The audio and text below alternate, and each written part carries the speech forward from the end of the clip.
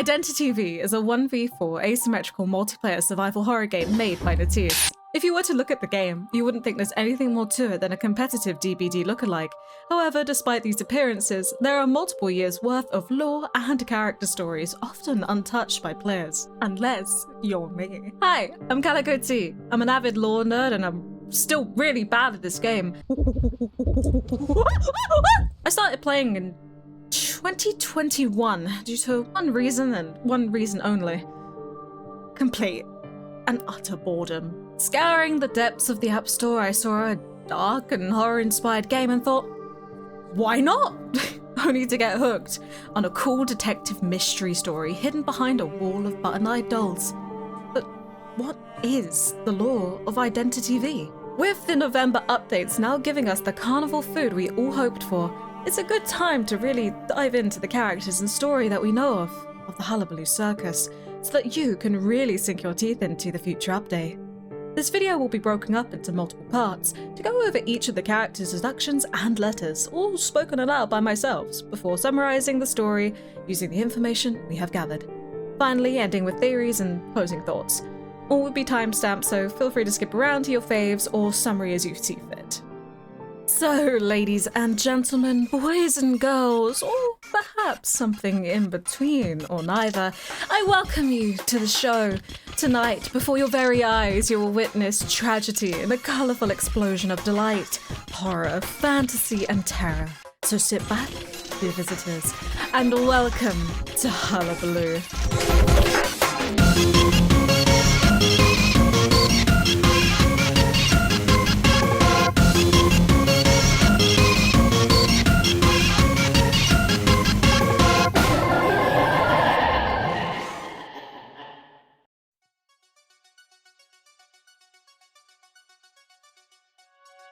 Acrobat, Mike Morton. Mike Morton is the most popular guy in the travelling circus Hullabaloo. He has curly blonde hair and a lively temperament, and no one will ever see any sadness in his blue eyes. Hullabaloo is Mike's world, and there should not be other things in that world, such as killing. After surviving the disaster, Mike's only goal is to find the real killer who destroyed his home. Deductions. Family. He's like a father. An ideal one. Photo 1. A middle-aged man with a mustache is carrying a boy with blonde hair in front of the circus tent. The secret of juggling. Throwing isn't just an interesting skill, it's what makes a juggler successful. Diary 1. Bernard said the size and shape of the bag, as well as the type of filling, are critical. He refused my request to fill the bags with stone, stating that it was, hazardous. Artistic acts. Creativity is what ensures that the stage performances will continue to improve. Notebook. The properties of nitrate and some test records were recorded in detail. A new face. The circus is where people come and go. We always welcome new faces, and obviously, beautiful ones. Photo. A handsome red-haired young man is holding a beautiful girl with blonde hair. Darling. How people call each other often reflects the degree of the relationship has developed. Diary 2. I love nitrate. As long as it's mixed with water, even on hot summer's day, can become refreshing. Bernard's reaction was hilarious. He even called me Dear Mr. Mike Morton. Bernard, I want to hear it again. Next time, I'll make sure to put my cold hands down your collar. Downcast.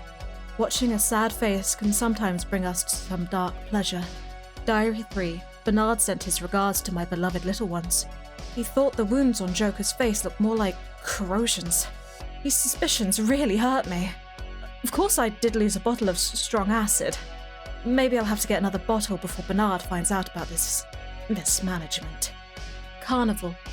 Carnivals usually mean chaos. Chaos means opportunity. Shopping list. Nitrate, camel dung, milk and eggs. The end. It's all over. Newspaper clipping. The carnival killer remains a mystery. The public feels that the local police did not do a good job and has called for further investigations. Encore. Audiences often say this hoping that the performer will continue performing on the stage. Diary 4. I scoured the city's mortuary and found everyone except the strange new couple. They were scheduled for the grand finale and couldn't have snuck out. Reappearance. Call their names and make them return to the stage once again.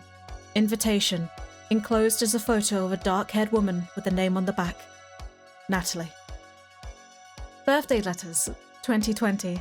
Letter to Arthur Russell. Dear Mr. Arthur Russell, the investigation report you sent me last time was of great assistance to me. In regards to the animal tamer, Natalie, also known as Margaretha Zelli, I wish to acquire further information on her upbringing, as well as her life before the circus. Starting next week, I'll be out of town for a while. Your salary will be paid in the same payment method, per usual. There's no need to send in your report this time. I'll pick them up at your residence. I look forward to your reply. Yours truly, Mike Morton. 2021. Mike Morton's Manor Diary. Page 4. There was an unexpected gathering. I never thought I'd see my old friend here. Seeing the familiar limping these few days made my heart pound, but I still can't believe that person is alive. And again, having those four stupid faces together was hilarious. I could barely contain myself when I saw them sitting on the same side at the dining table. Traces of writing on this page. Page 6. The woman hasn't changed one bit. It's infuriating how brazen she was at the dining table. She thought we were back at Hullabaloo, didn't she? I won't let her mess this place up with her little tricks. Page 7. Damn it. His face was just the same as when we were in Hullabaloo. I can't let that woman get her way. Page 9. Why were they all here? Something's wrong. Did someone make this happen? Who could it be? The way they looked at me. That's it. I'm sure they were looking at me that night. Could it be that woman? No way, she's not that smart. All she had were her stupid beauty and little tricks. Ugh, their deformed bodies used to bring people joy. Why are they so scary now? I don't want to think about it anymore. I must come up with something. A faint indentation caused by pen at the bottom of the page. 2022. A page from Mike Morton's experiment file. Serial number 8, question 2. Name, Mike Morton. Test indicators, naive seeker of vengeance, family-orientated, and quick-witted. Inclination, lost family and inability to return to Hullabaloo. Test results, overall evaluation. As part of Subject 8-1's control group and fellow survivor of Hullabaloo Circus, Subject 8, question 2 was not medicated. Throughout the game, Subject 8, question 2 did not allow himself to relish in the reunion with old friends. He was the test subject who maintained the greatest clarity of mind. 2. Methodology. Subject 8, question 2 came to the manor to find out the truth and didn't expect to meet old friends from Hullabaloo. From the moment Subject 801 was assaulted, Subject 8, question 2 had a vague answer to his questions, and the light was shone on numerous dark events of the past. During the game, the guest performance, Subject 8, question 2 and Subject 8, question 5 planned together, crushed the alliance between Subject 803 and Subject 814. But when faced with Subject 803, who fell into a depression from losing Subject 814, Subject 8, question 2 chose to give up on revenge and remained on stage he had missed for so long. Experiment summary. One of the greatest uncertainties in this experiment was how the once optimistic Subject 8, question 2 would take revenge. Subject 8, question 2's final decision to give up on revenge was the line with his character. His family in Hullabaloo Circus was always the most important to him. Such attachment to family is childish and ignorant.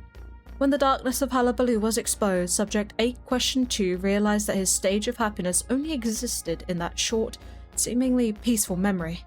I can empathize with this. Once his core value collapsed, Subject 8, question 2 couldn't face reality in a mature manner anymore. This once again proves that naivety and optimism cannot last in the game. 2023. A letter in the circus prop chest. Murro, did you catch the final performance? Hurry up and tell me. Wasn't that best makeup you've ever seen? I bet you didn't expect the white and cinnabar to trick all of you. I can't wait to be amused by the dumbfounded look on your faces when you see Sergey. Let's give an applause to an old friend of the Hullabaloo Circus. He's always been with us, and we almost forgot him. Call me stupid if you want. It took that incident to make me realize that this so-called family of ours was no better than stinking sewer. Only after tearing apart the veil was I able to realize that it was infested with mediocrity, jealousy, and blood. Don't ask me why I'm doing this. As much as I'm absolutely disappointed in that place, I still wish to seek the truth. It's more than an end to it for me. It's closure. I even prepared a grand performance for it. An explosive performance. Bernard was always against it due to safety concerns, but he failed to realize that burning up in a sea of flames is the best ending Hullabaloo could ever have. Forgive me for not discussing this with you. It's a performance that I must do myself. Just wait and see. You'll understand my decision. Only regret is that I could not travel the great outdoors with you. You have to enjoy freedom and joys on your own. I never touched the money you gave me. I even added a little more to the pool. I hope you take it and move on. Don't miss me. Mike. 2024. A message. During the final performance, Mike Morton did not assume the protagonist's role as he had planned. He was forced to confront the undeniable truth. He is the only performer still holding on the memories of Hullabaloo. Story overview. Mike Morton. Mike Morton was adopted by the circus master, Bernard Morton Jr., and dedicated his life to the circus which he called home, constantly looking for praise and approval from Bernard, despite his tendency to use methods deemed unsafe for circus life. Sometime after the introduction of two new, very attractive members, one of the circus performers named Joker had their face burned with acid. Bernard seemed to pin the blame onto Mike, as the acrobat used acid in bombs he so lovingly called his little ones. However, Mike denied having harmed the man, though he left out that one of his bottles had mysteriously disappeared. In order to replace the missing bottle, he left the circus one night on a seemingly mundane shopping trip, coming back only to find that everyone had been murdered, his family destroyed. Seeing that the police were not taking the devastation seriously, he took it upon himself to investigate and find the culprit. Narrowing down names by sneaking into the local morgue, he found that only the names of the new couple were missing from the deceased. He knew that they were scheduled to be on the final performance that night, leading him to believe that they had been the ones to destroy his home. Contacting an investigator named Arthur Russell to look into the fire, he received a letter from Otilus Manor containing a photo of the now missing woman, Natalie. Deciding to go, he contacted Russell into finding more information about the woman before her time at the circus, stating that he'll be out of town for a while, but will still be paying on time. Mike joined the manor seeking whatever information the sender of the letter had on the events of that night at Hullabaloo, but instead came face to face with those he thought long gone, the missing members of the circus. He seemed surprised to see his old friend, mentioning that limp had made his heart pound, getting a spout of uncontained laughter when he saw those four at the other side of the dining table. However, his anger and disgust towards Natalie was undeniable, believing that she was the cause of the massacre, wanting to save this new place from her tricks. During this time, a member of the circus dubbed Subject 801 was assaulted, and Mike had planned to put a stop to Natalie and the other subjects' alliance, but when he saw the effect that the death of Subject 814 had on 803, he chose to give up and remain on stage. His final performance, which he had requested that Murro did not remain for, asking him simply to leave and take the money he was gifted before. That in the end, he was not able to save his family. There was no revenge to be had, and he simply allowed himself to be consumed by his final performance, leaving with, "Don't miss me." Wildling, Murro. Murro grew up like a half-savage in the forest. He was discovered by passers-by and returned to civilization. He once learned how to be a gentleman. After experiencing betrayals and struggles, Murro decided to give up trying to fit into a so-called civilized society. Perhaps the Otilus Manor would be his ultimate destination. Deductions. Birth. How do people calculate their birthday? Diary 1. In the first 10 years of my life, all I had is a dog toy and walls around me. Oh, and my uncle, Bernard.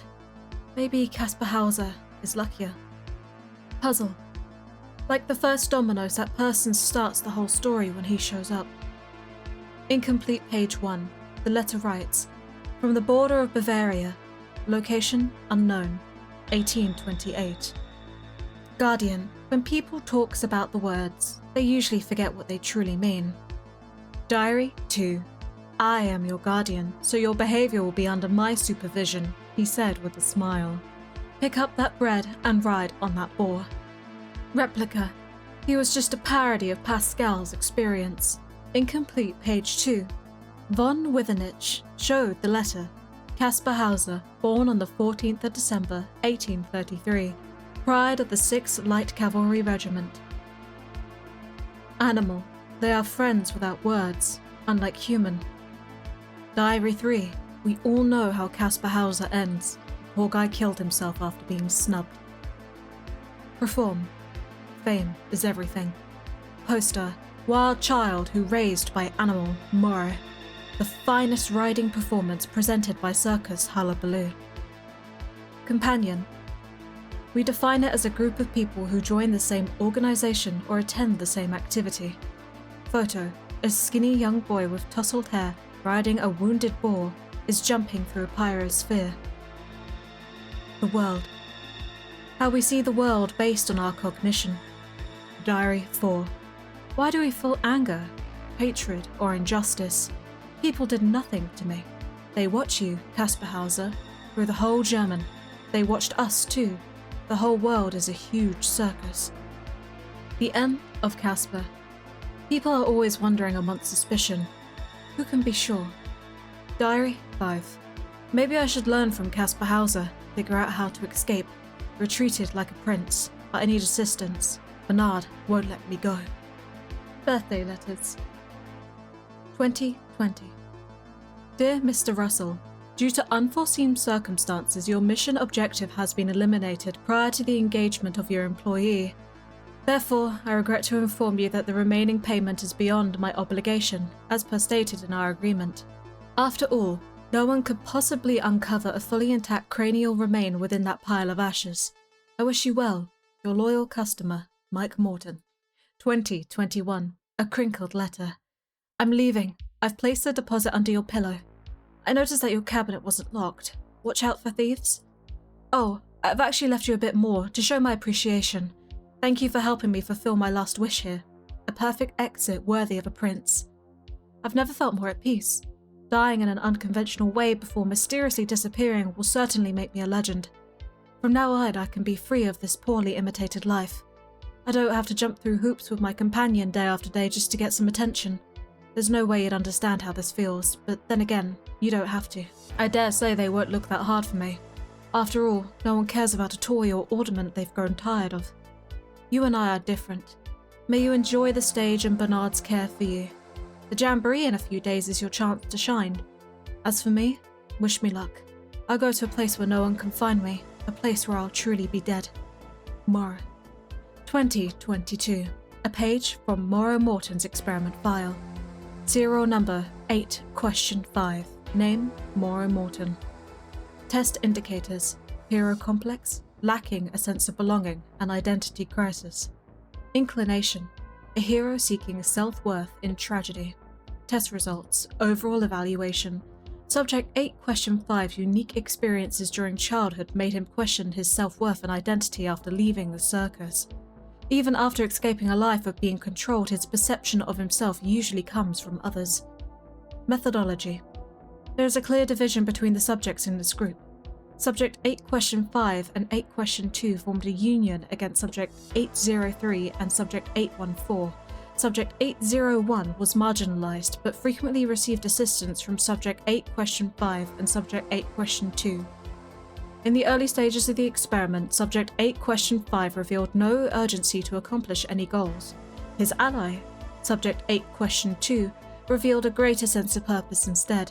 In the beginning, Subject 8, question 5 acted according to the situation, but while frequently assisting Subject 801, Subject 8, question 5 gradually developed a sense of awareness towards himself and his surroundings.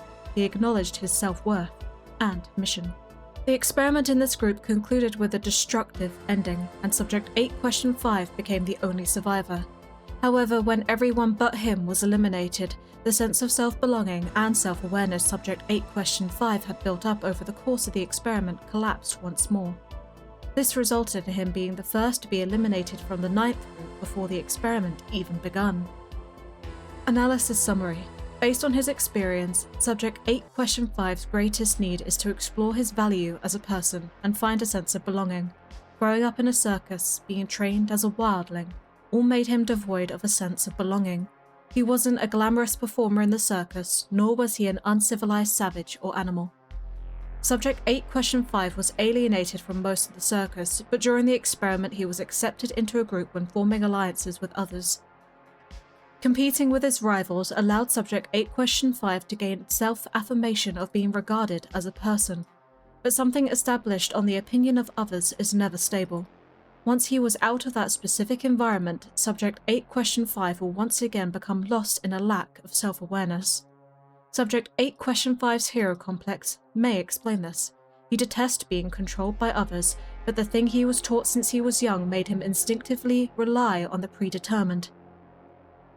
He hoped for a glamorous departure when leaving the circus, and he felt moved by his action when saving Subject 801 during the experiment.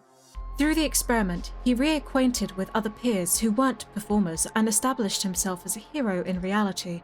But as the experiment came to an end and everyone left, the only survivor, Subject 8 Question 5, was once again isolated from a group. He lost his sense of belonging and fell into emptiness. 2023. A Stained Diary, December 1st.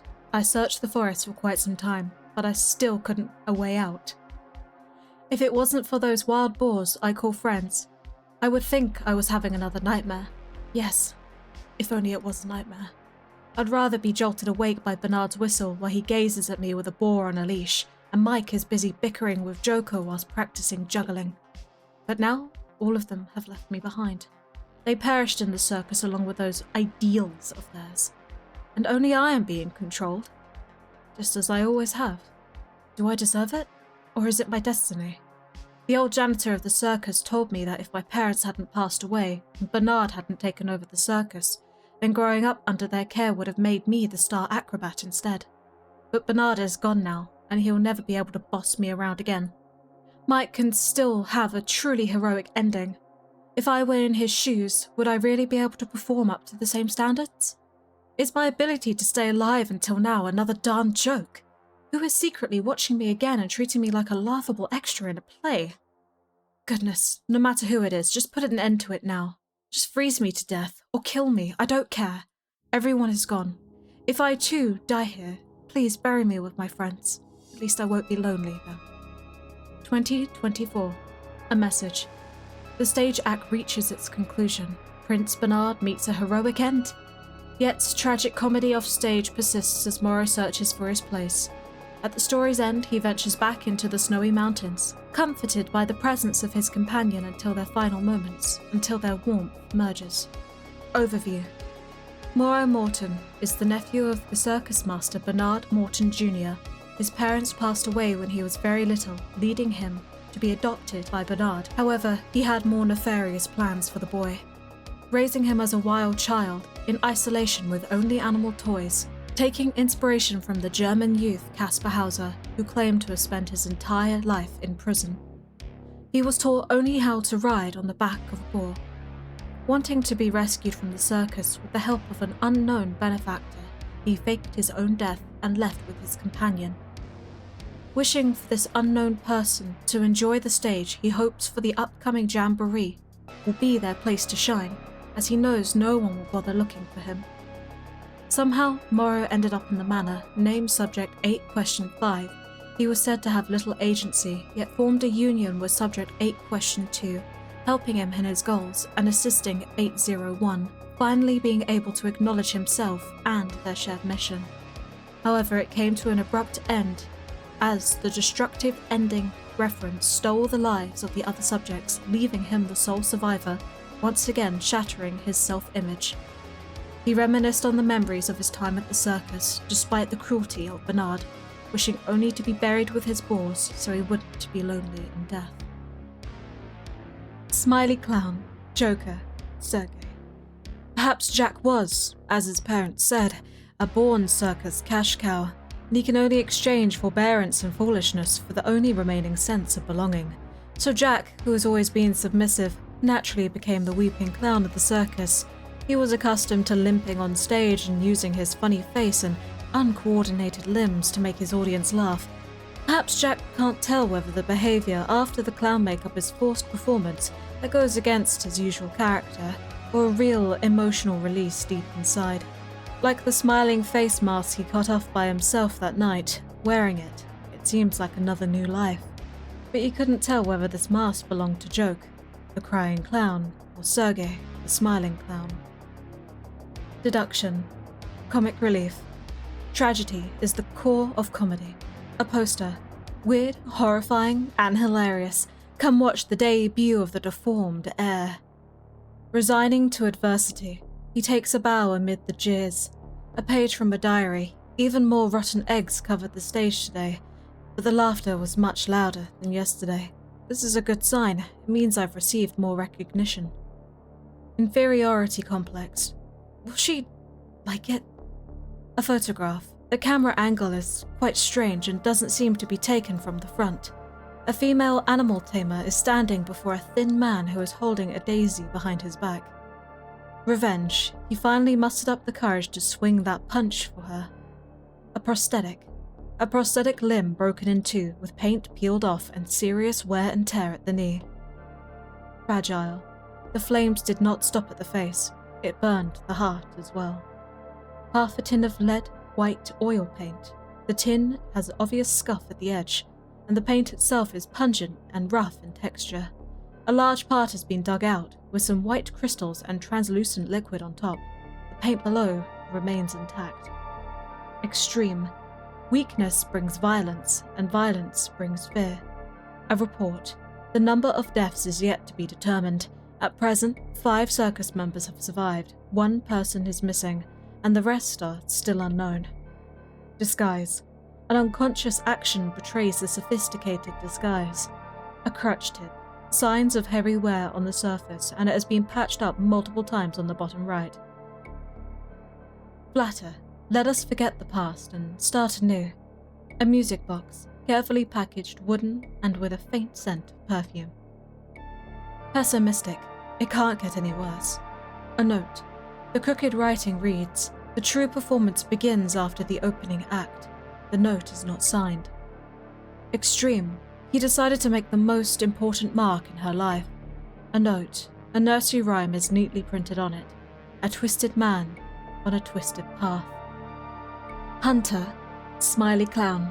Heartbeat. Listen hard and you will hear them. Smiley face polka is my favourite. He reminds me of those blissful days at the circus. Her pet. How cute. I don't care if it's an it or a she. A photo. The female animal trainer is standing in front of a lion and is holding a pair of leather boots. Her lover. They look like a perfect match. A photo. An intimate photo of the female trainer and the happy smiley face at the circus. In the background, a man is crying in the corner. The audience. They are fickle and volatile, forever searching for the newest, most exciting show. Diary. A crying smiley face will never become the leading role of a parody. It doesn't matter how tragic the act. If it has been played some 10 times, it will only seem foolish. Curtain call. The best performers know how to properly end a show. Smiley face trades his own humiliation or his companions for the spectator's joy. This inspires that innermost dark part of his soul. Laughter. Smiley face tried his best to make the audience laugh, but forgot to smile himself. Laugh, smiley face, laugh, even if your heart is shattered, even if your love can't be reciprocated. Her warden, a truth discovered by accident, is the one that makes one tremble the most. Diary. Poor Natalie. Her back covered in scars. I need to have a talk with that fiend. He must stop this. Cost of love. There is a price for every action we take. Newspaper clipping. Mysterious fire at the circus. The famous comedian had an accident in the lounge, and his face was badly burnt and will no longer be able to continue playing the role of the sad clown. Joke. Not every joke is funny. Diary. She left, and she didn't even bring with her those pets. Should have known. You're stupid as a joke. New face. People often say that there is nothing new while the old remains. Thank you. This face is suitable. Birthday letters. 2020. Investigation report. Dear Mr. Mike Morton, according to my source in the police department, the faceless in the Moon River tragedy has a healthy physique, contrary to the acid burn victim Joker previously reported. Sergei's whereabouts is still under investigation, and judging by the evidence we have, there is a possibility that he didn't leave Moon River Park alive. Wish you well. Sincerely, Arthur Russell. 2021. A torn page. I don't know who it was, but someone found a phonograph in a pile of old junk. They hesitated to put the needle on the record, and the squeaking noise it made was unbearable. After a few seconds, the sound of music behind me stopped me as I was leaving the room. It was a familiar song, its name hanging on the tip of my tongue. I just couldn't recall it. Everyone had fallen into silence, quietly pondering to themselves just like me. Only Sergei was visibly excited. Innocent is far from the word I would use to describe him, yet there he was, dancing happily with his hands on his hips. I'm certain that Sergei was never able to dance like that. He had never been a fan of life's simple pleasures or music like this, and he would never land on his left foot like that. I remember it was the smiley face polka, the favourite tune of Joker, a clown with a lame right leg. He loved its jovial melody, and loved when people chuckled and laughed due to him and his clumsiness. "Oh, Sergei, you still got it," whispered the woman in the corner of the room. Her voice was almost imperceivably soft, but it cut straight through the jolly atmosphere. This face that I once loved so gradually overlapped with that silent woodcutter's face behind the circus, and then I saw a hideous distortion I'd never seen before. Simple joys and pleasures are always short-lived. 2022. A page from Joker's experiment file. Serial number 803. Name Joker. Test indicators: pessimistic, inferiority complex, and fragile. Inclination: a loose canon on the verge of collapse. Test results: overall evaluation. Before being disfigured, Subject 803 was a weeping clown who brought laughter to the audience with his comedic expressions, but behind that mask was his inferiority complex and fragility. The tragedy in Moon River Park crushed Subject 803's mask as sadness. He put on a smiling mask and started resolving problems with violence. Methodology. As designed by the experiment, a sheet of rehearsal schedule left on the table became the start of disagreements between the members of Hullabaloo. As expected, Subject 801 was overjoyed by the rehearsal and swiftly notified the rest. The reactions of the other test subjects were expected, except for Subject 803. Subject 803 was of the opinion that the play was actually a fight in reality, and he took immediate action. He used searching for inspiration as the reason to invite Subject 801, who was ostracized by the group. After removing Subject 801's mechanical leg, he threw Subject 801 out of the manor and left Subject 801, who was immobilized, to die in the snow. Subject 803's pessimism acted as the catalyst of the group, and it sped up the process of splitting up the group into different factions. Subject 803's extreme actions were the main reason for the group's development towards a destructive end. Analysis summary. In the initial experiment design, Subject 803 was designed to be the last survivor, but even without the influence of drugs, Subject 803's emotions still moved uncontrollably towards the extreme. The fundamental reason for this is Subject 803's deep-rooted inferiority complex. Under his old mask, Subject 803 relied on humbly integrating others, but his new mask was just a lie on the verge of being uncovered. During the experiment, Subject 803 met his old friends from Hullabaloo and noticed that the situation wasn't as he expected. He stopped passively accepting reality and attempted to attain the desired outcome through violence and control. However, Subject 803's fragile mind couldn't sustain the high levels of dominance and vigilance over long periods while under great duress. So, as the tragedy in the circus repeated itself, his armor of lies crumbled. Once the truth was exposed, Subject 803 couldn't face his bare self, and he lost control of his emotions. In the end, he followed the footsteps of Subject 814, who had taken drugs. The result of this experiment proved that innately fragile and sensitive individuals can collapse to the brink even without the influence of drugs. However, when used in comparison to drug experiments, the results here are not accurate enough to provide comparative results. As such, they should be avoided when selecting future comparative case studies. 2023. The last page of a diary. Lizzie Borden took an axe and gave her mother 40 whacks. When she saw what she had done, she gave her father 41. Do they think that this is their home? If I found out which one of those idiots played this prank, my rocket launcher will be coming for them. Unless it isn't a prank. Could it be the doing of this manor's master? Did he bring us here to watch us? This part has been crossed out. Does he know about the circus? Did he leave behind that strange nursery rhyme on purpose as well? The second child shuts their mouth, a single sound means being found. The third child burns with anxiety, after all we are family. The fourth child makes a suggestion, the naughty one gets rejection. The fifth child falls unconscious, it must be the son's accidental malice. The slow-witted fools fail to realize the first child has already gone ahead. Those who make the most sound, they are too conspicuous for my plans. The perfect candidate is one who is easily overlooked. I wonder if those events are caused by accidents can get through to that man. She accepted my music box yesterday. Does that mean she accepts me? There's a strange smell in her room, and the strange marking on that bottle is very suspicious. It's clearly not something just for women. Luckily, she hasn't noticed yet. Sacrifices are necessary to get the last laugh. I'm starting my plan tomorrow, and perhaps this is that man's plan, too. All of them should be thanking me. All thanks to me, those unqualified are able to stay until the very end. Are you ready, Natalie? Joker's performance is about to begin.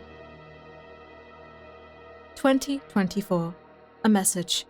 An upbringing unfavored by fate may have taught Joker the art of caution, yet it did not instruct him in the discipline of resisting the allure of beauty's deceitful veneer, fleeting kindness, ephemeral applause, and transient favor. These endearing yet fearsome things desert him just when he believes they are within reach, leaving behind fresh wounds, new desertion, and unprecedented snares. With time, Joker has grown accustomed to such encounters, trudging alone on the twisted path named misfortune, more resolute, the more mechanical in his chase of the next perilous phantasm until he reaches the terminus called despair, or that finale known as madness. Story summary. Joker. Joker, giving to the circus at a young age, was born missing half a leg and had a permanent frown on his face. Using these natural deformities as a means to perform at Circus Hullabaloo, he became a popular attraction, the weeping clown. His clumsiness and general self-gaining the only form of attention he's ever known, rotten eggs and laughter. However, after the introduction of new members, he developed a deep affection for the female animal tamer, despite her being married to another. Losing self-confidence as his popularity dipped due to the new attractive smiling clown, as well as watching the woman he loved be happy with another man, he continued to perform well, but with a broken heart. It would always change, one day, when Natalie the animal tamer accidentally revealed to him the scars covering her back. Enraged, he called out to her partner, which led to unintended consequences. His stage makeup, once used to adorn the mask of the sad clown, singed his face, deforming him permanently. Now marred with acid burns, the circus master removed him from his performances for good. Unable to continue the role of the sad clown, he was forced into the role of a woodcutter, kept away at the back of the circus. Despite this attack being linked to his confrontation with the smiling-faced Sergei, the papers ran the story that a fire had broken out and Joker was the only victim of a tragic event. Natalie seemed to leave him completely at this point. With the burns on his face, his life shattered, and nothing left, his mental health hit its breaking point, and Joker snapped. The massacre at Hullabaloo. Only 5 members survived, 1 yet missing. Sergei the smiling clown was deemed missing by authorities, yet the faceless corpse left at the scene was too physically healthy to be the burn victim they had on record. At the manor, his demeanor was almost a reflection of Sergei, even being mistaken for the man by some of the other subjects. However, despite his violent tendencies and need to exert control, he maintained a level of himself under that mask. When hearing the smiley-faced polka, his favorite song, he couldn't help but dance. But when called by the name Sergei, he returned to that mental mask, jumping to extremes when the script arrived. To start the second half of the game, Joker immediately assaulted Subject 801, tearing off their prosthetic limbs and leaving them to die slowly and cold. This became the catalyst of the group's destructive end.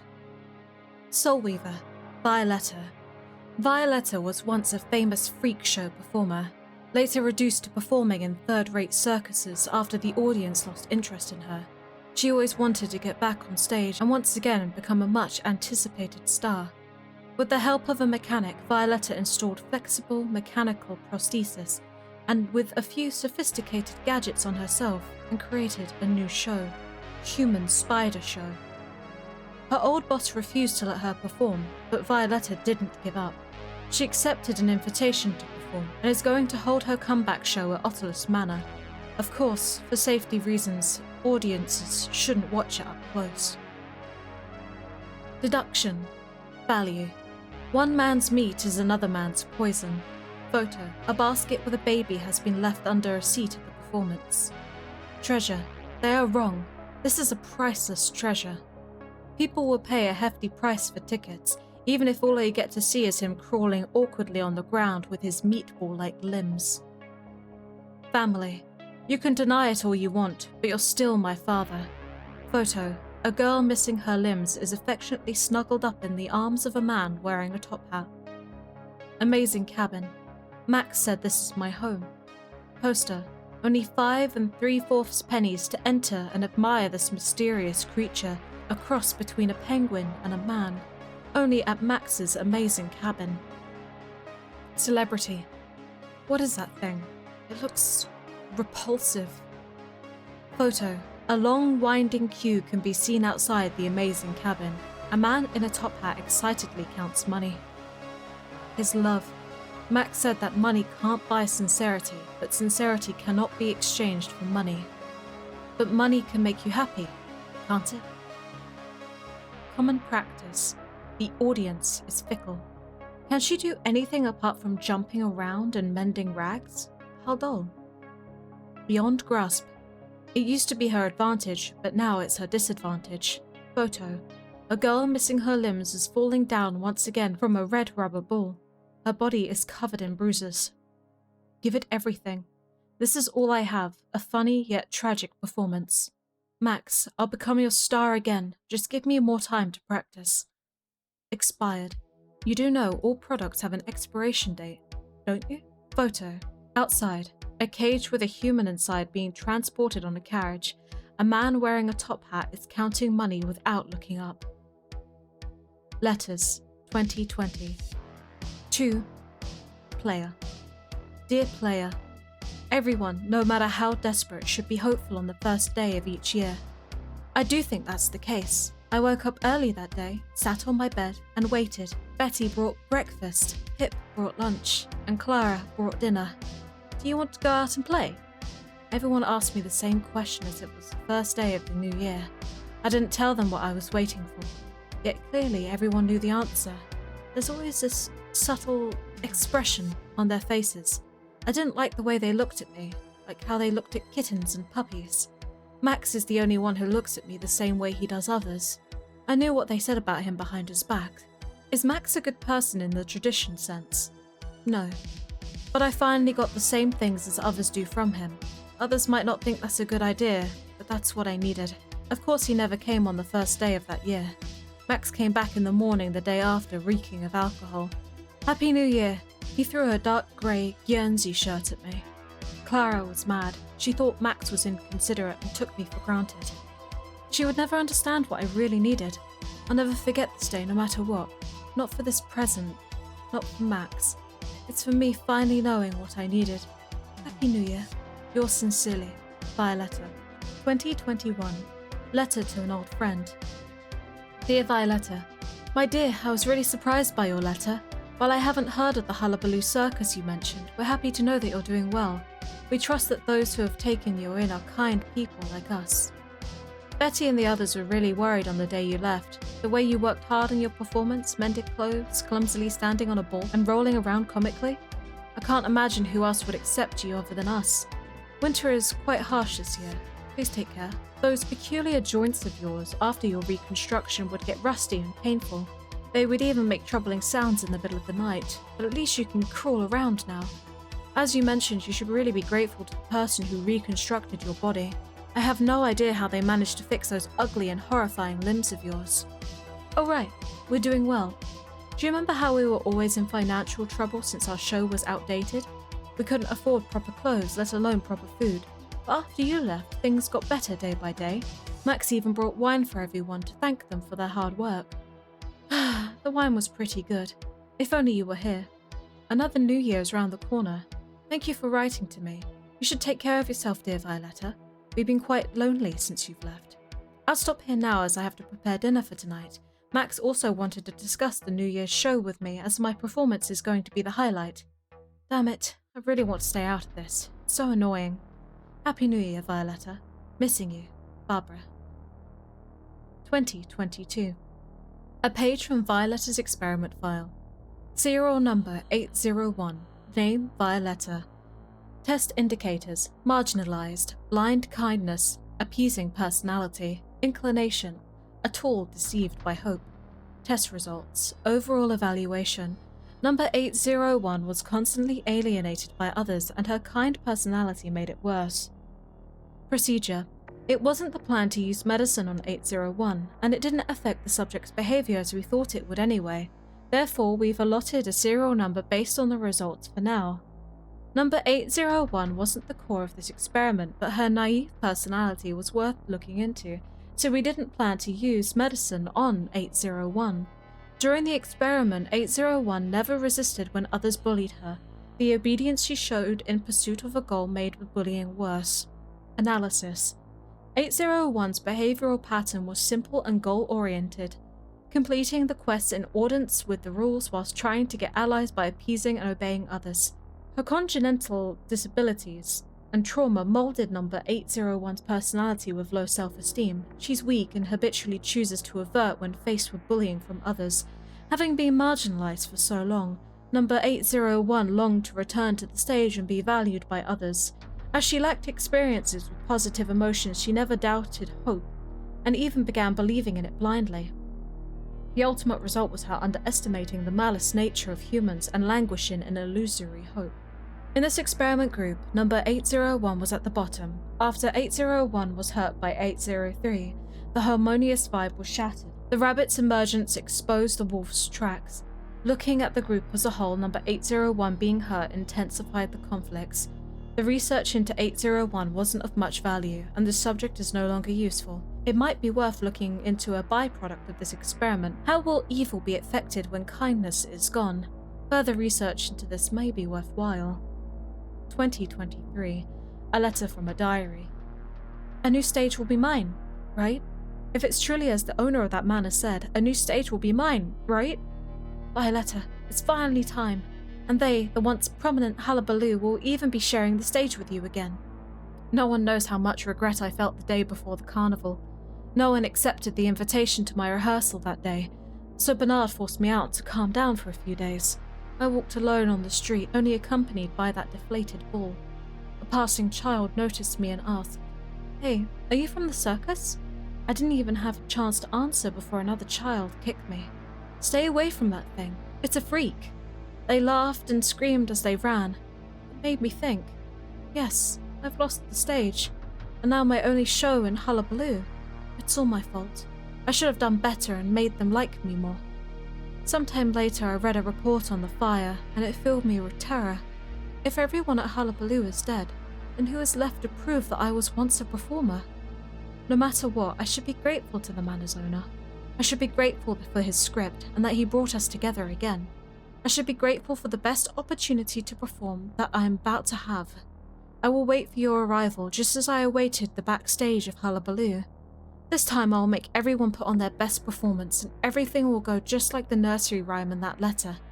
We will forget everything in the past and gain new life. 2024. A message.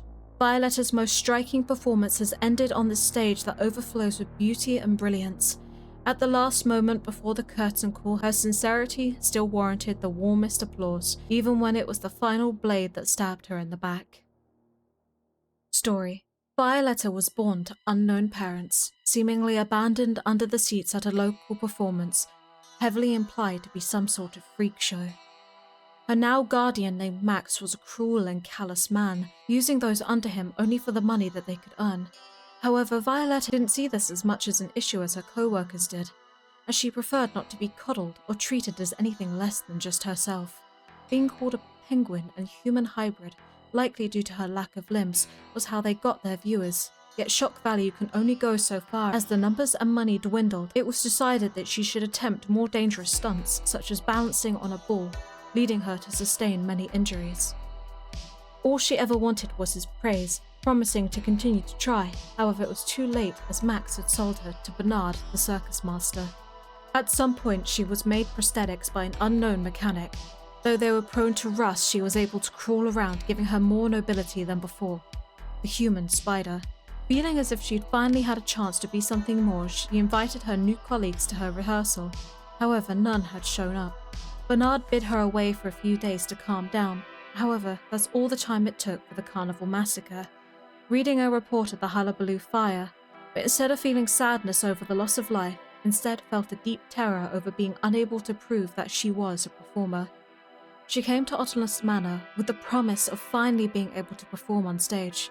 She was meek and alienated by others. Her placid nature and willingness to appease meant she was at the back of everyone's mind, and in the end never saw the maliciousness hiding beneath, ultimately leading to her demise. In the end, her role on stage was the unwilling victim, whose death unveils the truth behind Hullabaloo. Female dancer: Natalie, Natasha, Margaretha Zelli. After divorcing from her estranged husband and without stable income, Margaretha has gained a new understanding of freedom. How could she pass up an opportunity to become a millionaire? Deductions: Fishing village. It's a beautiful and tranquil place. Perhaps I'll like it, at least if I didn't have to wake up at the crack of dawn to fish. Circus. They are hurrying around, dragging wagon after wagon loaded with props and animals. That tent seems to harbour everything I want. Fresh flowers, fine clothes, applause, and a handsome smiling clown. Aunt Marjorie. She always wakes me up with that loud voice of hers. Photo. An older woman and a black-haired girl are standing together. Not even the cheap cotton dress is enough to subtract from the girl's beauty. Present. Treat your presents carefully. You never know what they'll cost you. Photo. A smiling clown is handing a music box to a black-haired girl. Uncle Eugene.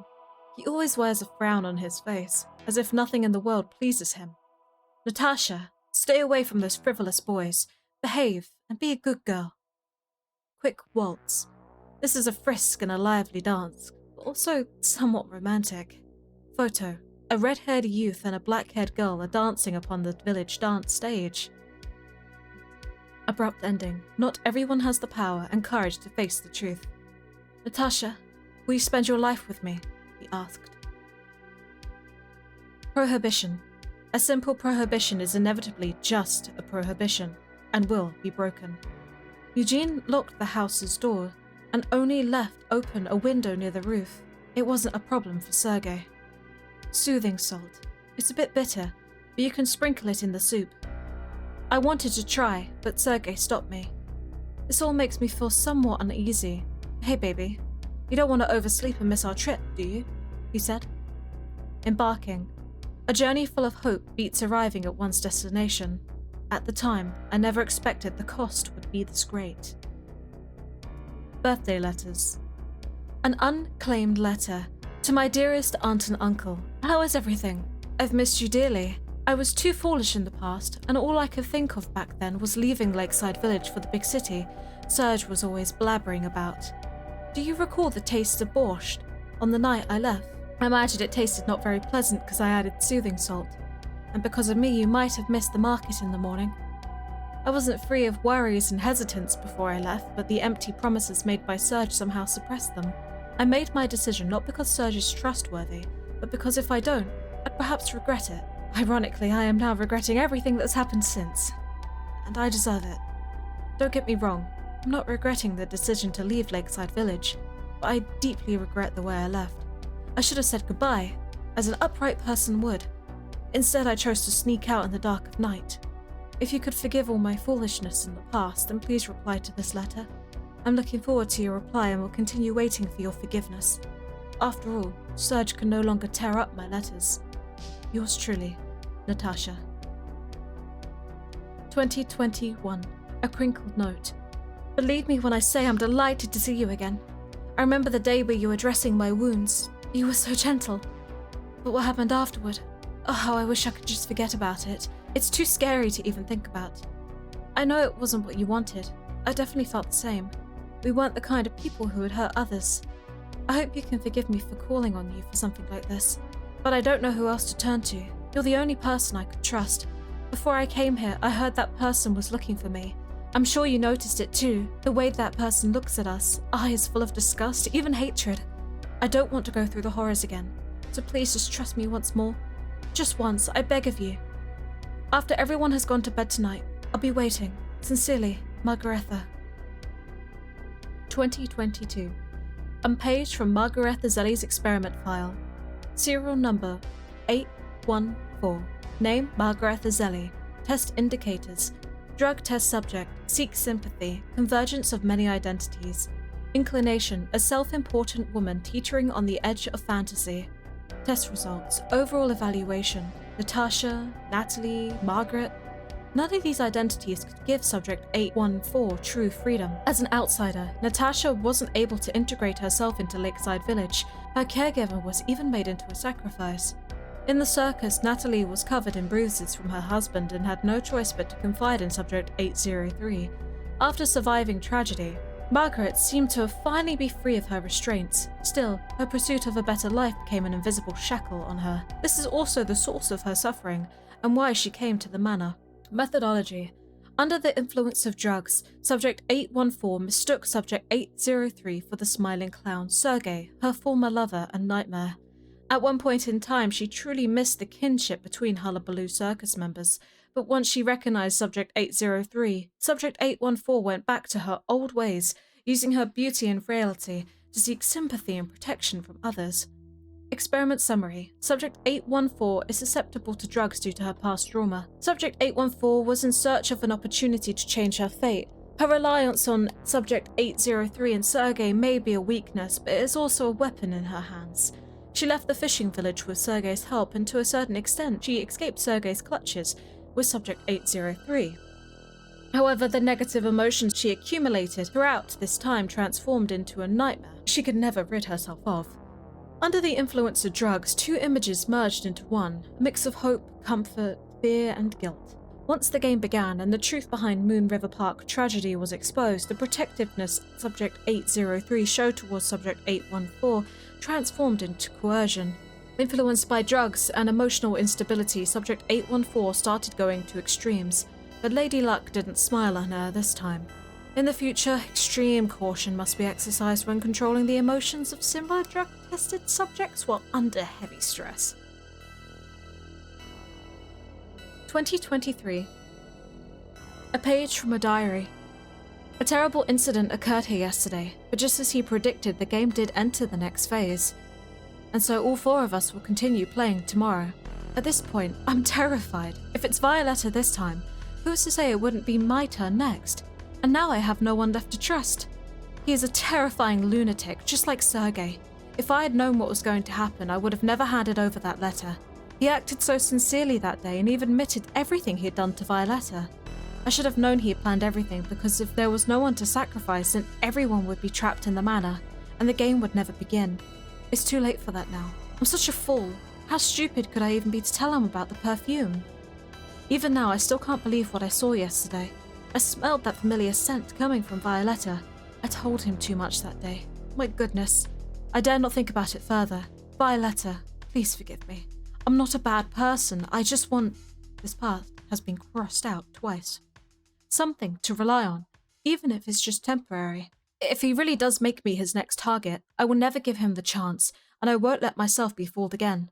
I really hope this ends soon, so I can take my money and leave. I'm starting to miss the fishing village, but I still want to see the outside world before heading back. Vague and terrifying things are increasing in number before me. Is my illness getting worse? I must find something else to distract myself with. It's really strange. Why can't I find the music box? 2024. A message. Margaretha Zelli once believed that every new name brought new opportunities. However, as the voices of hope, love, and possessiveness gradually faded, she came to realize that intangible feelings were not superior to a piece of jewelry, a beautiful dress, or even the prize from a dangerous game in helping her escape her gloomy life. Story summary. Margaretha Zelli. Natalie grew up in a lakeside village. Raised by her uncle and aunt, she had a natural beauty, black hair and charming features which shone even through her cheap cotton clothes. Living life as fishes, she found it dull and wished for an extravagant life somewhere else. And to her rescue came Sergei, a handsome young red-haired harlequin who she had a quick romance with. He promised her a rich life in the big city. Her caregivers, however, saw through the smiling face and told her to stay, to be a good girl and not to trust the harlequin with sweet words. But she didn't listen. Wanting that new life, she told Sergei of the window that her uncle left unlocked at night before adding a soothing salt to their dinner, which she mentions later would have kept them asleep until late next morning, essentially drugging her family. Life was good in the circus for a time. Adorned with flowers and finer clothes she'd always wanted, she thrived as the animal tamer. However, her family's warnings came true as Sergei became abusive towards her, tearing up her letters, beating her, layering scars along her back she suffered. Her regrets now shifting from not knowing what would happen if she never left the village, to now just regretting what was happening to her. One day, however, her wounds were dressed by another man at the circus, who confronted her husband about the injuries.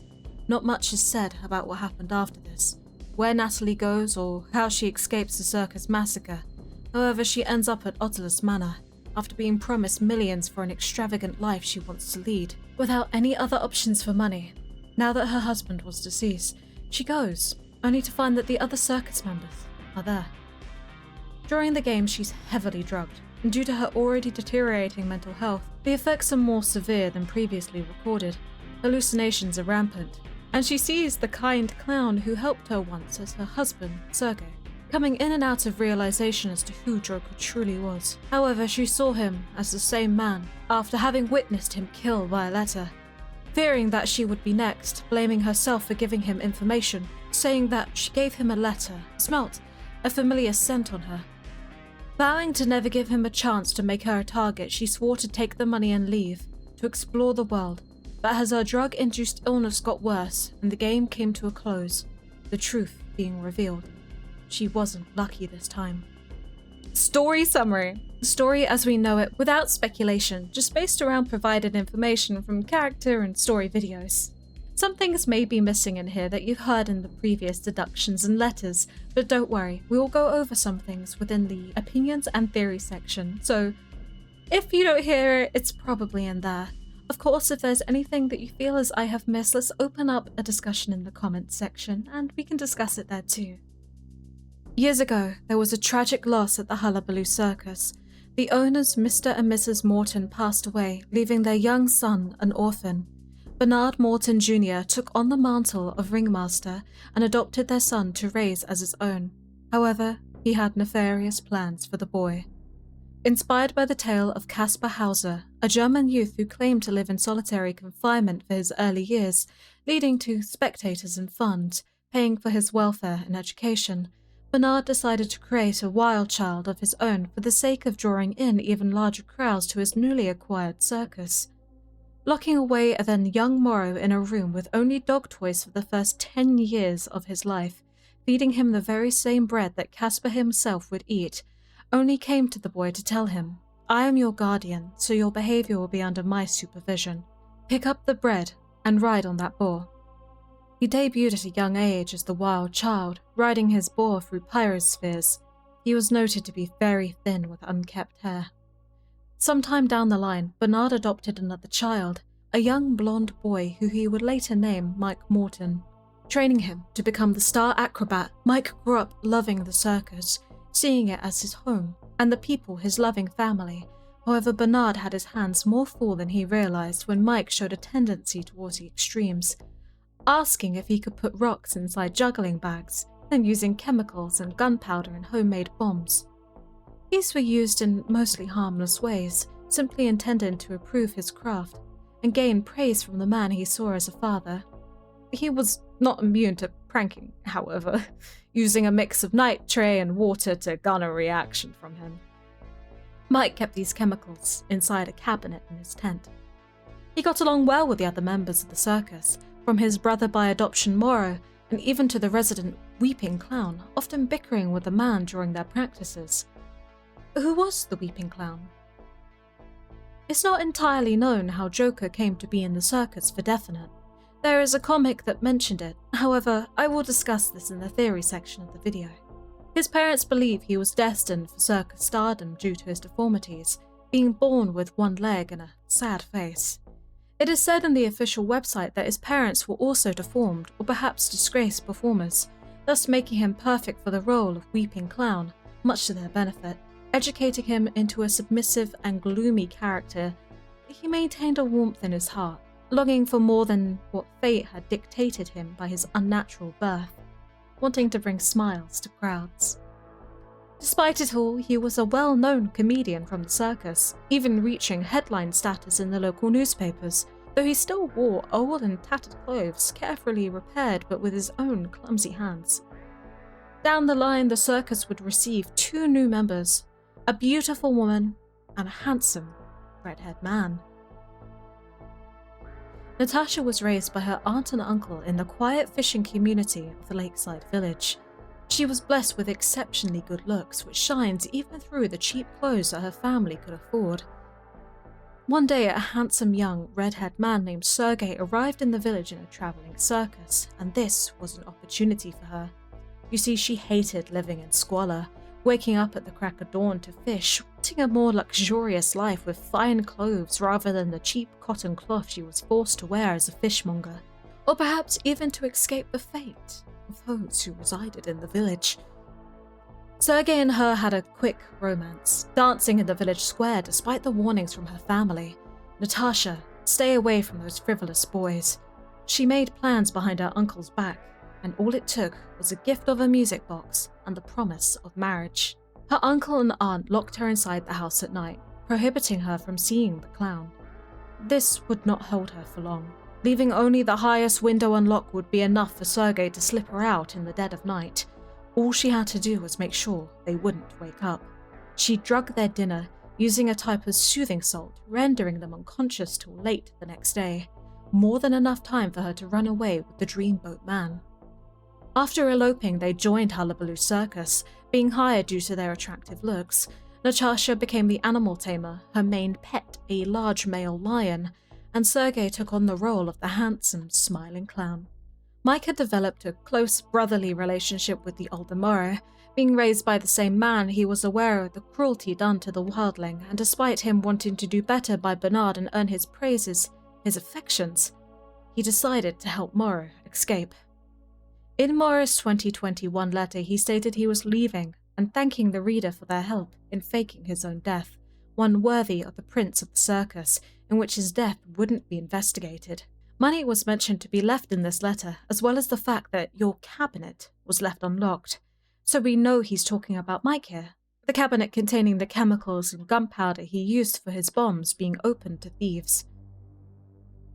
Sergei rose to popularity in the circus. His natural good looks and being the more approachable, smiling clown led him to quickly overtake Weeping Clown, Starlight, and become the backbone of the circus, leaving Joker in nothing more than a man's shadow.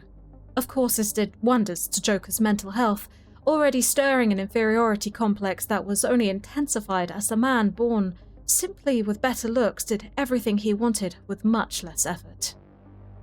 His sadness grew strongest as his love for the animal tamer the man arrived with did. Her features captured him instantly, and he fell deeply for the woman, wanting her, but obviously she was married to his rival.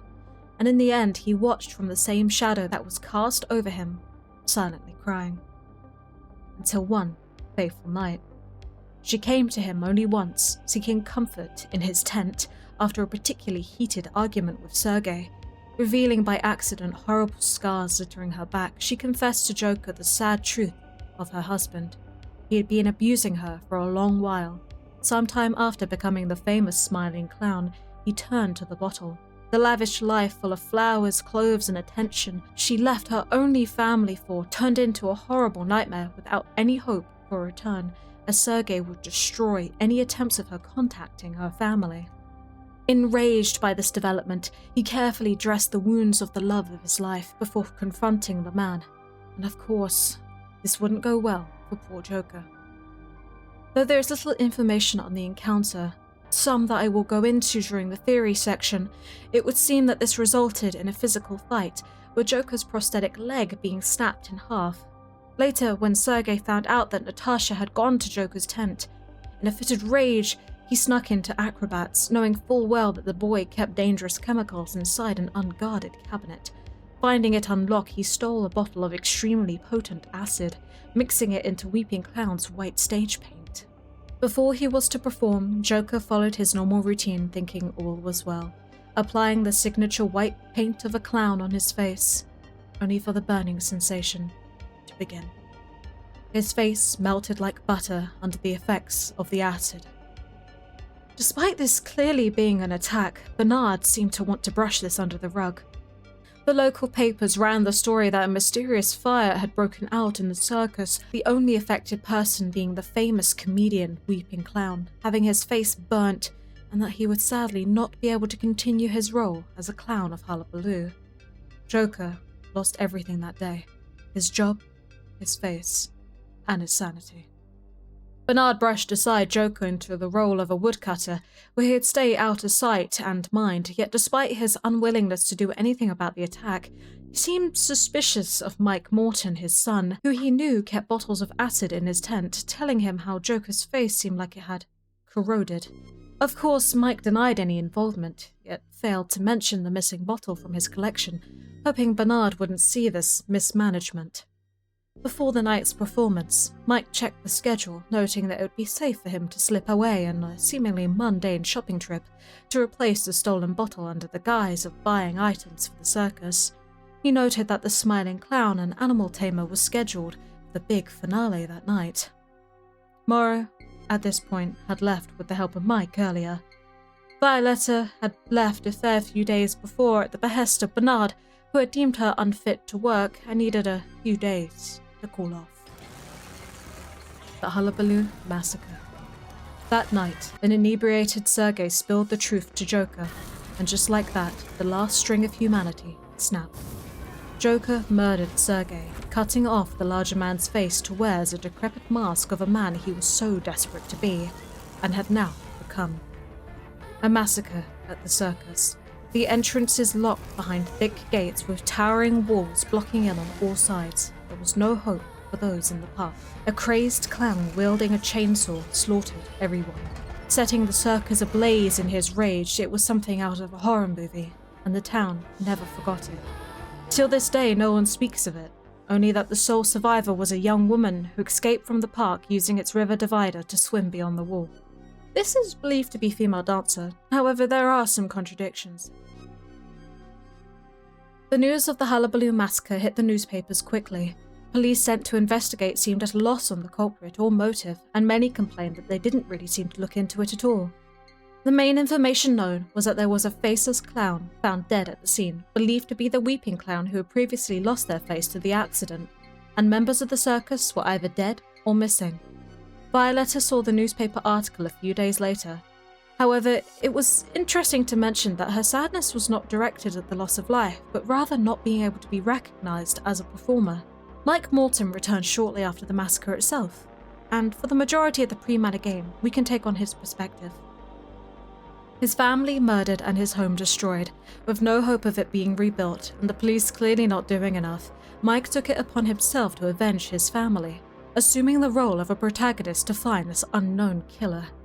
Remembering the schedule he saw before leaving that night, he had immediate suspicions upon the two new arrivals that were Natasha and Sergei, given that they had the final allocated time slot for the big finale. Hiring a private investigator going by the alias Arthur Russell, he asked him to look closer into the bodies found at the scene and any further information about the massacre itself. Whilst waiting for a reply, Mike went to the local morgue in order to find the currently identified corpses of the victims, cross-referencing with the night's schedule to know who should and shouldn't be there. He noticed two names missing from the records, Sergei and Margaretha. Russell ended up sending him a report, stating that according to a source within the police station, the faceless corpse of a clown found and originally believed to be Weeping Clown did not match the tall yet thin description of the acid burn victim, saying in no uncertain terms that Sergei was dead and had been dead since the massacre. Close yet still so far from his goal, he was left with the idea that it could have instead been a female dancer behind the destruction, using her tricks to somehow mastermind the murders, but with no clue as to her whereabouts. He was at standstill. But before he was left with no choices to follow, Mike received a mysterious letter, an invitation to Ottolus Manor. Enclosed within the red-sealed envelope was a photo of a dark-haired woman, the uncanny resemblance to the female dancer without her blonde wig, with a single word written on the back: Natalie. Mike, once again, wrote to Arthur Russell asking him to look into the animal tamer Natalie, also known as Margaretha Zelli, in the attempt to find out more about her life before the circus, perhaps to gather a motive. It is also believed that he asked Russell to look into the location of Murro Morton, hoping that he could still have family out there, given that Murro had already left. Finally, he penned that he would be out of town and would not only pay Russell in the normal manner, but receive any information directly at his known residence. Of course, we know that this would never happen, as Mike would take up the invitation to Ottolus Manor, a place where you do not return. Female dancer, now without a source of income and no stability from her, currently deceased, husband, received an invitation to Ottolus Manor to participate in the games for a cash prize. A promise of being a millionaire was far too tempting for the vain dancer, who jumped at the opportunity to continue the lavish life she believed she deserved. Violetta, too, was brought to the manor by the self-same envelope, containing a promise that she would truly be a performer, the star of the show, finally breaking free from the sympathetic freak show girl into a tried-and-true actor. It is unknown how Murro ended up at the manor, as there's no information that has been released. Same goes for Joker. Many believe that it was female dancer who brought Joker to the manor. However, as a closing theory, before we actually get into the theories, I do believe that he was likely left a letter at the circus itself, as it's referenced that a nursery rhyme was found there by him. The games were split up into multiple parts. Not much is known as the actions of the first half of the game, only that Mike was incredibly suspicious of Natasha, referencing constantly to how he won't let them fall for her tricks again, almost worried that Joker seemed to stay with her, mentioning how his face had changed, which might be referencing to who he had really become. Natasha, however, noticed the change in Acrobat's once cheerful demeanour, her letter to Joker brandishing her surprise to his survival, but also asking for his protection in a sense, giving the look that the Acrobat had been given her. She was rightfully scared. Mike and Murro stuck close together during this time. Whilst Murro lacked confidence, noted to have no real goal in mind, Mike maintained a level-headed clarity in his goal of avenging everything he had ever known, though despite the tensions, they still made time to help Violetta, who was left in the sidelines during the turmoil. Tensions remained high, eventually peaking at the arrival of a letter from the mysterious Baron. It was a script. The grand return of Hullabaloo, a script where everyone could be the star. This would be the second half of the game. However, it simply wasn't starting. By the seams of things, the only person who was truly happy to perform was Violetta, who was excited to be the star of the show as she was promised in her invitation. During this time, we know that the manor owner was experimenting on members of the games. For this one, it seemed that drugs were given to Natasha. Also, maybe Violetta, but it's not explicitly said. Considering how traumatized the woman was, the drugs had a more adverse effect on her. Hallucinations and paranoia were the start. She started to see Joker as Sergei, believing that her husband had returned, and planned to use him in order to win the money despite the risk to herself. Only when Joker, happy to hear his favourite song, danced the clown polka, did she notice these flickers in her point of view, stating that Sergei would never dance happily like this, or land on his left foot in such a weird way. Yet this did not deter her. Maybe due to the influence of the drugs or her own ambitions, she quickly seemed to drop this subject, simply wondering where her music box was and why her illness was getting worse. At some point, both Natasha and Joker summarized that in order for the game to continue, someone had to go. This brought Joker back into his deranged self, immediately jumping to the conclusion that he had to kill. Choosing the weakest link of the survivors, Joker attacked Violetta, tearing off her prosthetic limbs before throwing her out into the cold winter night. Without her prosthetics, Violetta had no way to move and tragically froze to death.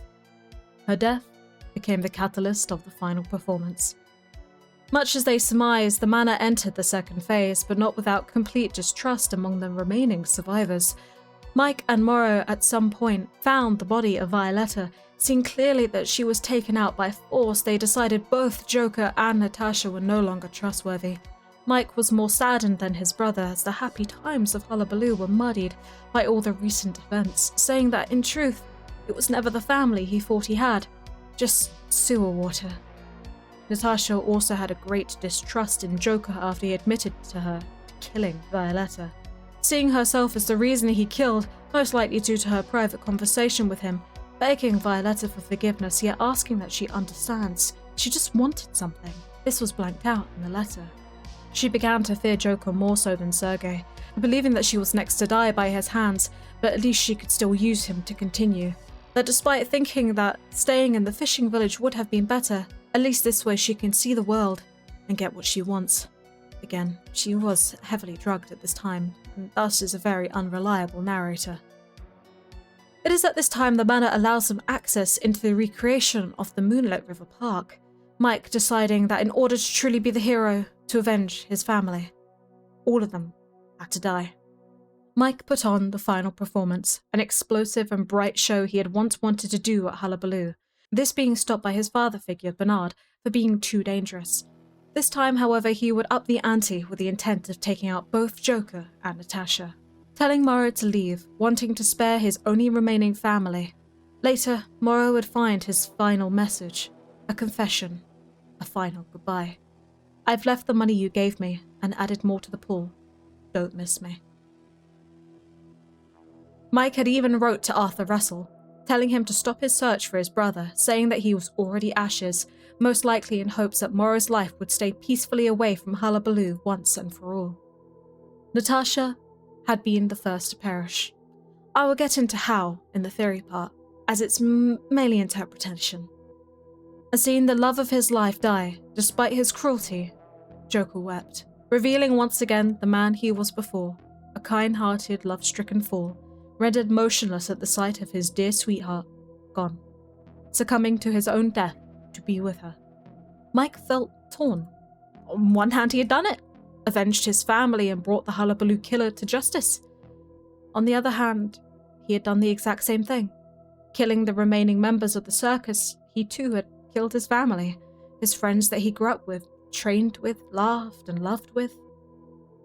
His purpose burned alongside his will, and he stood there, silently reminiscing on the torn and broken remnants of his childhood home as he let the flames consume him. That, my friends, is the end of Hullabaloo as we know it. To this date, the information given of the lives of the circus goers before and after the massacre and the Manigames. Now, I'm sure you've noticed there's a lot to sift through, so many questions left unanswered, but let me tell you, the lore of this game is convoluted at best and very hard to follow at worst, due to the fact that majority of the lore up till this date is given in snippets of lines from deductions to letters once a year. It's hard to gather enough information. Thankfully, Hullabaloo is a lot easier in this regard compared to many others, as not only is there a multitude of character videos, letters, deductions, all intertwining their stories, there's also map information, though most of this has to be taken with a grain of salt. Theories and conclusions. One of the theories is that female dancer drowns in the final match. This is derived from the Moonlit River Park release announcement about the young woman escaping from the massacre via the river. It's never really mentioned who, not a description of the person or anything to go off of. It's an educated guess that it's female dancers. Really, her location was unknown at the time. So when her subject file states that her death was due to not being lucky this time, many equivalated it to her drowning rather than being able to swim out. Because I don't know if Burke ended up actually making a way out of the river this time, but, you know, that's not for me to decide. This could, however, be taken in so many different ways. Maybe she was unlucky because she couldn't escape the man this time, or just didn't manage to even get into the river before Mike's final performance. It's really, really hard to say. And there's also the topic of Joker's deduction itself, saying how she left without her pets. Perhaps she just left and didn't even bother being there for the massacre. It's really unknown at this point. A massive issue, of course, is the timeline, making little to no sense. There's no real timeline of events. We know a generalization, such as the Mana Games happening around December, as it's cold enough to kill, and Murro's letter after his survival state December 1st, but that is literally the only date we have. I guess the arrival of people based around deductions in canon ages. Since Female Dancer is a year younger than Mike, it would make sense for her to join as an adult rather than when he was a child, otherwise it would have been really creepy to have, you know, a child dancer. Yeah, I don't like the idea of that. Many of you might have noticed that Violetta isn't mentioned much in the final major story, and that is because she doesn't really have a part to play in it. None of the other characters mention her until her death at the hands of Joker within the Mana Games, and all of her personal deductions and letter mainly include her time before Hullabaloo, and her brief time at the Manor. I felt like it was too abrupt to put it in the main story, as it would just be like a random background of a character that isn't mentioned until her death. But I did include when, of course, she wasn't there for the massacre. It is kind of sad to think about how her entire point was just to be a plot device and an unwilling victim to the other characters. Really does suck, doesn't it? There's a lot of information I didn't include in this. I'm honestly unsure as where to put it. In the canon, you see, in order to celebrate Weeping Clown's release, Natalie commissioned a story about him, describing him doing modelling work for a photographer, as it takes place around the end of the timeline at the circus. It gives many hints to Joker's character, including that his parents sold him to the circus, constantly asking him for money, with him sending 9/10 of his payments, in hopes that they'll live together one day. It also states that his fight over Natasha with Sergei was witnessed by the woman, and she would actually defend her husband rather than him. This does lead to a lot of speculation about Female Dancer and Joker's relationship.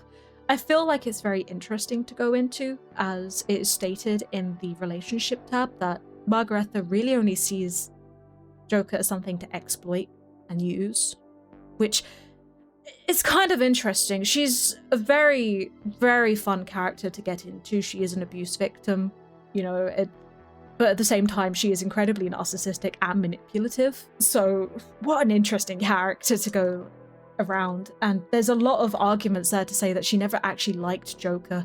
She just simply used them as stepping stones to get what she wants, but it always backfires on her at the end. Yet she doesn't seem to really learn from these, so yeah, just thought I'd include that. Anyway, it states that Joker ended up actually taking photographer's chainsaw from his garden, ignoring the corpses of Joseph's victims, as if anyone knows the lore of Joseph, he is actually experimenting on people at this time. This chainsaw he actually used during the massacre, which was partially witnessed by Joseph, as he said that Female Dancer's face was nothing compared to Joker's. I don't know where to put this. It follows the known sequence of events pretty clearly, from the attack on Joker, to him getting bruised and beaten up, to him no longer being able to perform as the Weeping Clown. But at the same time, this is outsourced. Despite it being released by Natalie, officially, it's still outsourced work.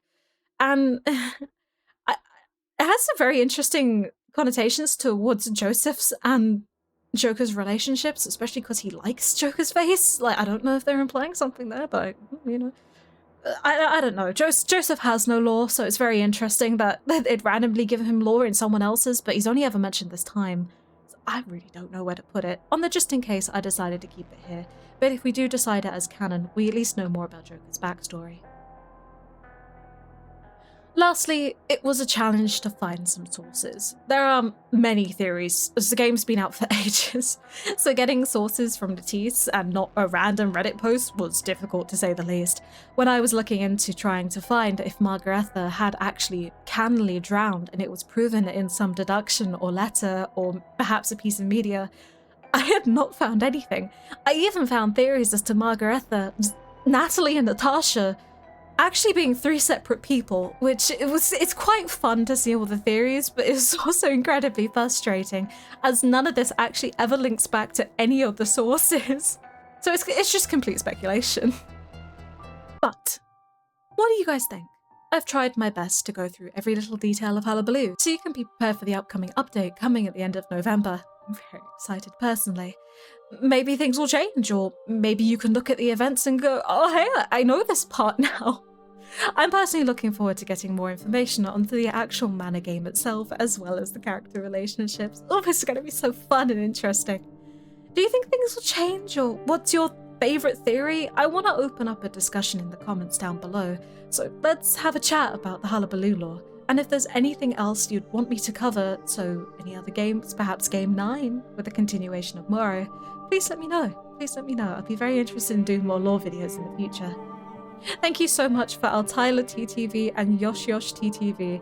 They are amazing friends of mine and have helped me gather background footage to use in this video, as I sadly can't play Hunter due to my anxiety disorder. They are great, honestly, go check them out.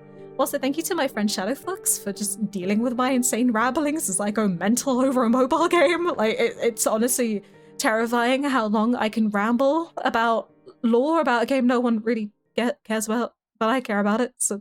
Finally, thank you to all of you for even watching this. This video has taken weeks of work and tons of caffeine, please help me. So, you getting this far means the world to me. If you did, please comment something silly, like, my favourite part was when Acro said it's acroing time and acroed all over the place. So that way I know if you actually did make it this far. And if you liked it, leave a like, pop a follow, and I hope to see you all in the next video. Bye bye.